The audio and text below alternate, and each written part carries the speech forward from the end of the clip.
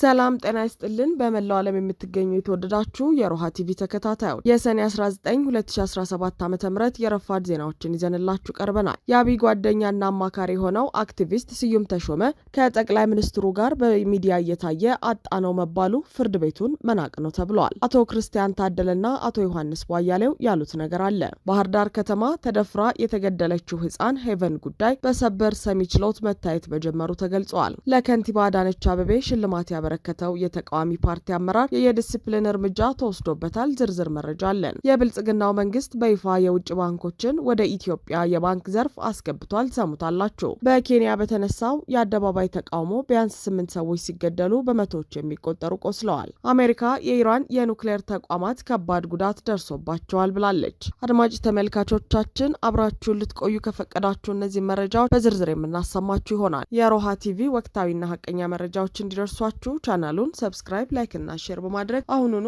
ቤተሰብ ይሁኑ። የአብይ ጓደኛና አማካሪ የሆነው አክቲቪስት ስዩም ተሾመ ከጠቅላይ ሚኒስትሩ ጋር በሚዲያ እየታየ አጣነው መባሉ ፍርድ ቤቱን መናቅ ነው ተባለ። አማራንና የአማራ ተወላጅ የሆኑ የፖለቲካ እስረኞችን ስም እንዲያጎድፍና በግልጽ እንዲሳደብ ደሞዝ የሚከፈለው የአክቲቪስት ስዩም ተሾመ ክስ ጉዳይ ዛሬም መቋጫ ለማግኘቱ ጉዳይ አነጋጋሪ ሆኖ ቀጥሏል። ጉዳዩን እየተመለከተ ያለው የፌዴራል ከፍተኛ ፍርድ ቤትም ትዕዛዙን ከማስፈጸም አንጻር በእጅጉ እየተፈተነበት ነው ተብሏል። ፍርድ ቤቱ ለ5 ተከታታይ ጊዜ አክቲቪስቱ ተይዞ እንዲቀርብ በሚል የሰጠው ትዕዛዝ ተፈጻሚ ሊሆን ያልቻለው ፌዴራል ፖሊስ ተከሳሹ ተሰውሯል፣ ላገኘው አልቻልኩም የሚል ምላሽ እየሰጠ መቀጠሉን ተከትሎ ነው። ትናንት ሰኔ 18 2017 በነበረው ችሎት የተገኙት የአክቲቪስት ስዩም ተሾመ ከሳሾች እና አቶ ዮሐንስ ቧያሌውና ክርስቲያን ታደለ ከጉዳዩ አፈጻጸም ጋር በተያያዘ የተሰማቸውን ቅሬታ አቅርበዋል። የስዩም ተሾመ ጉዳይ በለሆሳስ እየታለፈ ነው ያሉት አቶ ዮሐንስ ምንም እንኳን ፍርድ ቤቱ ከ5 ጊዜ ያላነሰ ትዕዛዝ ቢሰጥም በፖሊስ በኩል ተፈጻሚ አለመሆኑ እንዳሳዘናቸው ገልጸዋል። አክቲቪስት ስዩም ተሾመ ማለት በብዙ አማራዎች ላይ ወንጀል ጥቃት እየፈጸመ ያለ የጠቅላይ ሚኒስትሩ የቅርብ ጓደኛና የሶሻል ሚዲያ አማካሪ፣ የመከላከያ ሚኒስትር የክብር አባልና ለስድቡ ቤትና መኪና ተመድቦለት ደሞዝ የሚከፈለው ሰው ስለመሆኑም አያይዘው ገልጸዋል። ፍትህ በእኩል እየታየልን አይደለም ያሉት ዮሐንስ ግለሰቡ በቴሌቪዥን ላይ እየታየ ባለበት ፖሊስ ተሰውሮብናል የሚል ምላሽ እየሰጠ መቀጠሉ ለፍርድ ቤት ውስጥ ንቀት አይደለም ወይ ሲሉም ጠይቀዋል። አክቲቪስቱ አይጠፋም እንጂ ቢጠፋ እንኳን ቤተ መንግስት ግቢ ነው የሚገኘው ማለታቸው እውነት ስለመሆኑም ተናግረዋል። ዮሐንስ ሲቀጥሉም እየቻልነው ነው እንጂ በእኛ በቤተሰቦቻችንና በማህበረሰባችን ላይ ስነ ልቦናን ጨምሮ ከፍተኛ የሆነ ሁለንተናዊ በደል ደርሶብናል ብለዋል። በተመሳሳይ ዳኞች አስተማሪ እርምጃ እንዳትወስዱ ስለምን አቃታችሁ? ግለሰቡ እኮ ደሞዝ ተከፋይ ሀሜተኛ ነው፣ ፍርድ ቤቱ ጭምር እየተናቀ ነው ሲሉ የተናገሩት ደግሞ የተከበሩ ክርስቲያን ታደለ ናቸው። እኔ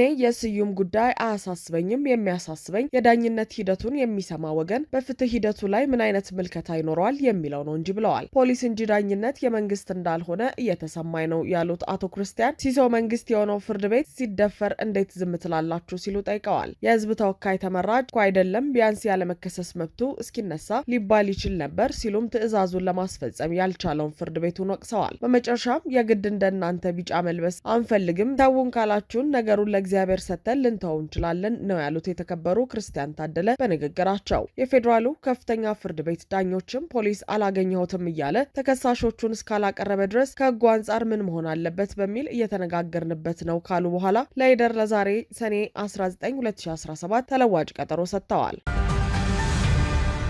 በባህር ዳር ከተማ ተደፍራ የተገደለችው ህፃን ሄቨን ጉዳይ በሰበር ሰሚ ችሎት መታየት መጀመሩ ተገለጸ። የ7 ዓመት ከ8 ወር ታዳጊ የነበረችውና በአሳዛኝ ሁኔታ ህይወቷ ያለፈውን ታዳጊ ጉዳይ ትናንት ሰኔ 18 2017 ዓ.ም ጠዋት ላይ የሰበር ሰሚ አንደኛ ቅሬታ ሰሚ ችሎት ጉዳዩን መመልከት እንደጀመረ ተሰምተዋል። ባህር ዳር ከተማ ላይ ያስገድዶ መደፈርና የግድያ ወንጀል ፈጽሟል የተባለው ተከሳሽ ላይ የባህር ዳርና የአካባቢው ፍርድ ቤት የ25 ዓመት ጽኑ እስራት ቅጣት ጥሎበት ነበር። ይሁንና ተከሳሽ በተጣለበት ቅጣት ላይ ይግባኝ በመጠየቁ ጉዳዩን የተመለከተው የከፍተኛ ፍርድ ቤት ቅጣቱን ከ25 ዓመት ወደ 21 ዓመት ዝቅ እንዲል አድርጎለት ነበር። ይህንን የክልሉን ፍርድ ቤት ውሳኔ በመቃወም አቃቤ ሕግ ለሰበር ሰሚ ችሎት ቅሬታ በማቅረቡ የሰበር ሰሚ ችሎት ትናንት ቅሬታውን ለመመልከት በሰጠው ቀጠሮ መሰረት የሟች ቤተሰቦችና ጉዳዩን የሚከታተሉ አካላት በችሎት ተገኝተዋል። የሄቨን ቤተሰቦችና ሌሎች ሰዎች የሄቨን ምስል ያለበትና ፍትህ የሚል ጽሑፍ ያለበት አይነት ቲሸርት ለብሰው ችሎቱን ታድመው የነበረ ቢሆንም የፌዴራል ፖሊስ አባላቶች እንደዚህ አይነት መልእክት ያለው ልብስ በችሎት ላይ ለብሰው መገኘት እንደማይቻል ስለነገሯቸውና ቲሸርቱን አውልቀው ከመጡ መግባት እንደሚችሉ ገልጸውላቸዋል። ቲሸርቱን ካወለቁ በኋላ ግን መልሰው ወደ ችሎቱ እንዲገቡ ተፈቅዶላቸው የችሎት ውለውን ተከታትለዋል። የሰበር ሰሚ ችሎቱም ትናንት ውሎ ቅሬታውን እንደተመለከተውና ያስቀርባል አያስቀርብም የሚለውን ውሳኔ ለመስጠት በሂደር ማለትም ለዛሬ ሰኔ 19 2017 ዓ.ም ተለዋጭ ቀጠሮ መስጠቱን ዘገባችን አመልክተዋል።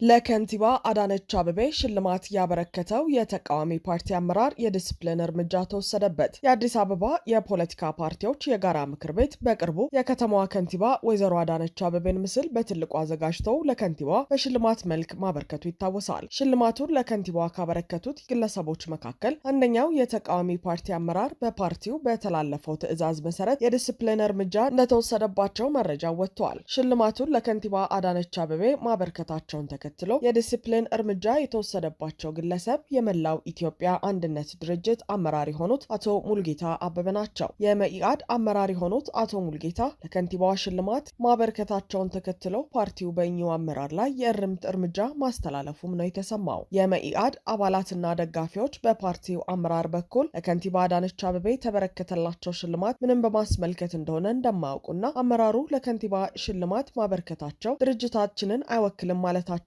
ለጉዳዩ ቅርበት ካላቸው ምንጮች ተሰምቷል። የፓርቲው አመራሮችና አባላት የከንቲባ አዳነች ምስል በትልቁ ታትሞ በፓርቲው አመራር አቶ ሙልጌታ በኩል ለከንቲባ በሽልማት መልክ ሲበረከት በማህበራዊ ሚዲያ ሲዘዋወር መመልከታቸውንና ድርጊቱ የድርጅቱን መላ አባላትና ደጋፊዎች እንዳስቆጣ አንድ የፓርቲው አባል ገልጸዋል። የመላው ኢትዮጵያ አንድነት ድርጅት ከ3 አስርት ዓመታት በላይ በሰላማዊ ትግል በኢትዮጵያ ፖለቲካ ሲሳተፍ የቆየ ሲሆን ድርጅቱ ከሰሞኑ የፓርቲው አመራር የሆኑት አቶ ሙልጌታ አበበን ድርጊት ተከትሎ ከአመራርነት ለማገድ ውሳኔ ማሳለፉን ሰምቻለሁ ሲል ዞብል ፖስት ዘግበዋል። የብልጽግናው መንግስት በይፋ የውጭ ባንኮችን ወደ ኢትዮጵያ የባንክ ዘርፍ አስገባ።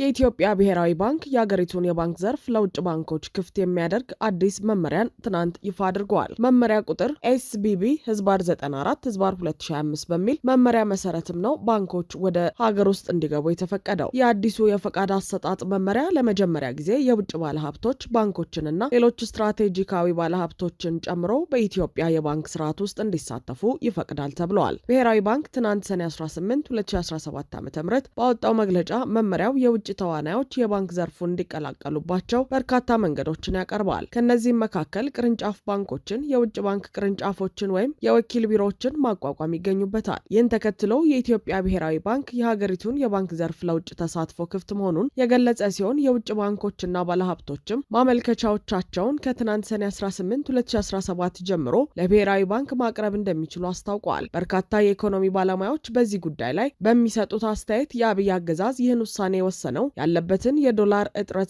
ለመቅረፍ መሆኑን ያነሳሉ። ሆኖም ይህ የዶላር እጥረታቸውን ለማሟላት የሚጥሩት መሰረታዊ አገልግሎቶችን ሊያሟሉ፣ ፋብሪካዎችን ሊያቋቁሙ፣ ግብርናውን ሊያዘምኑ፣ ሕክምናና ትምህርትን ሊያሻሽሉ አይደለም። የጀመሯቸውን የቤተ መንግስትና የሪዞርት ግንባታዎች ሊጨርሱ፣ ህዝብን የሚጨርሱበትን ጦርነት ሊያስቀጥሉ እንጂ። ሆኖም የእነዚህ የውጭ ፋይናንስ ተቋማት ወደ ሀገር ውስጥ መግባት በዘርፉ ላይ ያሉትን የሀገር ውስጥ ባንኮች ክፉኛ እንደሚጎዳቸውና ሀገር በቀል የፋይናንስ ተቋማትን እንደሚያጠፉ በምሁራኑ ይታመናል። ነገር ግን ይዘው የሚገቡት ዶላር ለአብይ አህመድ አስፈላጊ ነውና ውሳኔውን ወስነዋል።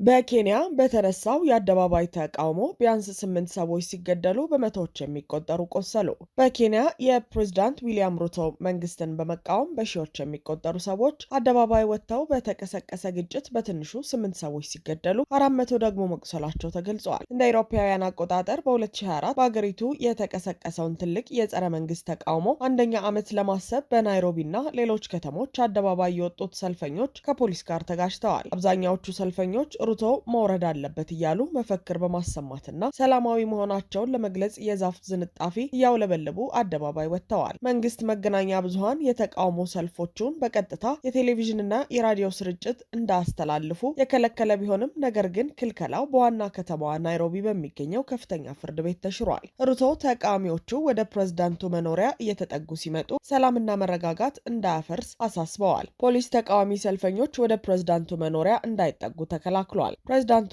የተቃውሞ ሰልፎች የኬንያን ሰላም ማደፍረስ የለባቸውም፣ ነገሮች ሲበላሹ የምንሄድበት ሌላ አገር የለንም፣ የሀገራችንን ሰላም መጠበቅ የኛ ኃላፊነት ነው ብለዋል። ፕሬዝዳንት ሩቶ ይህን ያሉት በባህር ዳርቻዋ ከተማ ኪሊፊ የተካሄደ በነበረ የቀብር ስነስርዓት ላይ ነው። ፕሬዝዳንቱ በናይሮቢ በሚገኘው መኖሪያ ቤታቸው አለመኖራቸውን የተረዱ ተቃዋሚ ሰልፈኞች ወደ ቤተ መንግስቱ ለመሄድ ሞክረዋል። ፖሊሶች ዋና ዋና መንገዶችን በተለይም ወደ ቤተ መንግስቱና ፓርላማ የሚወስዱትን ለመዝጋት ሽቦና መሰናክሎችን ተጠቅመዋል። መንግስት ረቡዕ በተካሄደው የተቃውሞ ሰልፍ ላይ የሞቱትን ሰዎች ቁጥር እስካሁን በይፋ አልተናገረም። ነገር ግን የኬንያ የሕክምና ማህበር፣ የኬንያ የህግ ባለሙያዎች ማህበርና የፖሊስ ሪፎርም ወርኪንግ ግሩፕ በጋራ ባወጡት መግለጫ በትንሹ 8 ተቃዋሚ ሰልፈኞች መገደላቸውን አስታውቀዋል። ከተጎዱት 400 ሰዎች መካከል 83ቱ ልዩ ሕክምና የሚያስፈልጋቸው ሲሆን 8ቱ ደግሞ በጥይት ቆስለዋል። ጉዳት ከደረሰባቸው መካከል 3ቱ የፖሊስ አባላት መሆናቸውንም መግለጫው አክሎ ገልጸዋል። የሰብአዊ መብት ተሟጋች ድርጅቱ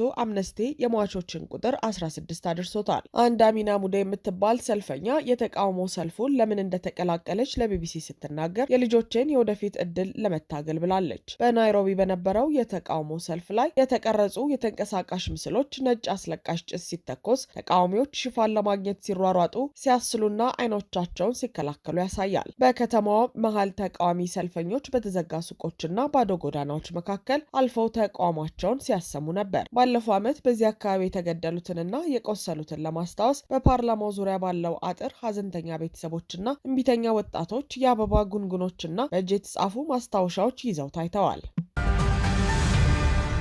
አሜሪካ የኢራን የኒውክሌር ተቋማት ከባድ ጉዳት ደርሶባቸዋል አለች። የሲአይኤ ዳይሬክተር አሜሪካ የኢራን የኒውክሌር ተቋሞች ላይ የፈጸመችው ጥቃት ከፍተኛ ጉዳት አድርሶ ዓመታትን ወደኋላ እንዲመለሱ እንዳደረጋቸው በመግለጽ ሾልኮ ከወጣውና ፕሬዚዳንት ትራምፕን ካስቆጣው የደህንነት መረጃ የተለያየ አስተያየት ሰጥተዋል። የአሜሪካ የስለላ ድርጅት የዳይሬክተር ጆን ራትክሊፍ የኢራን የኒውክሌር መርሃ ግብር ቁልፍ ቦታዎች ወድመዋል ያሉ ቢሆንም ሙሉ በሙሉ ተወግደዋል ከማለት ግን ተቆጥበዋል። የስለላ ተቋሙ ኃላፊ አስተያየት የተሰማው የፔንታጎን የደህንነት ኤጀንሲ የመጀመሪያ ደረጃ ግምገማ አሜሪካ በኢራን ላይ የፈጸመችው ጥቃት የኒውክሌር ማብላያ ይዞታዎችን አላወደመም የሚል ሪፖርት ሾልኮ ከወጣ ከአንድ ቀን በኋላ ነው። ፕሬዚዳንት ትራምፕ ጥቃቱ የኢራንን የኒውክሌር ተቋማትን ደምስሷል ሲሉ በድጋሚ ተናግረዋል። ፕሬዚዳንት ትራምፕ ረቡዕ ዕለት በማህበራዊ ሚዲያቸው ላይ የሐሰተኛ ዜና ሚዲያዎች ዋሽተዋል፣ እንዲሁም አንዳቸውም የሌላቸውን እውነታ ሙሉ በሙሉ አዛንፈው አቅርበዋል ሲሉ ለጥፈው ነበር። የመከላከያ ሚኒስትር